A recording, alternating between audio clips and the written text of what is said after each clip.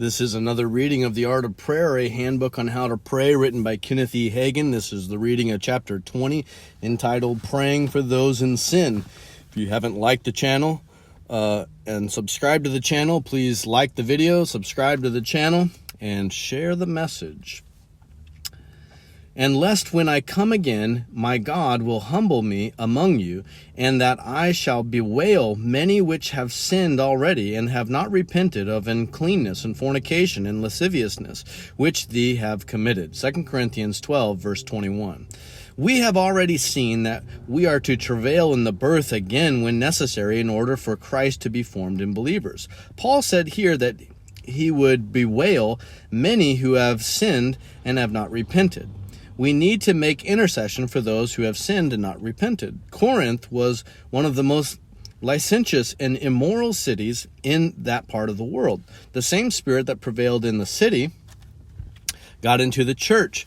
And when Paul named uncleanness, fornication, and lasciviousness, he was talking about sexual impurities.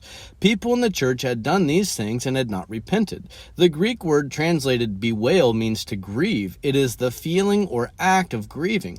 So to bewail includes both the feeling and act of grieving. The act of grieving is a response to in intercessory prayer. Worrell translation sheds light on Paul's meaning. 2 Corinthians 12:21, according to Worrell, lest when I come again, my God should humble me before you, and I should mourn for many of those who have heretofore sinned and repented not of uncleanness and fornication and lasciviousness, which they practiced.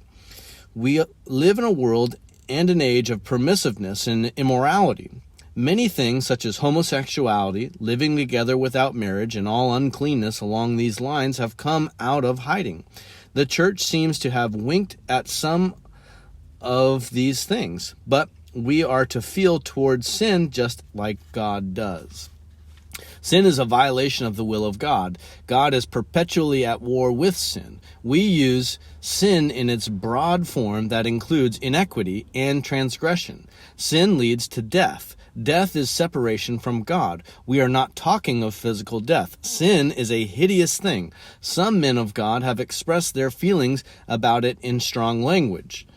Chrysostom, in 347 through 407 AD, said, I preach that and think it is more bitter to sin against Christ than to suffer the torments of hell.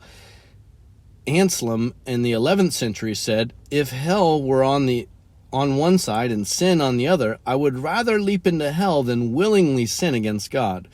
Where are the heroes who resist unto the blood, striving against sin? Let's read it again. Where are the heroes who resist unto blood, striving against sin? Hebrews 12:4. We only know God's estimate of sin by the magnitude of the sacrifice he had provided to atone for it, and that was his Son, Jesus Christ.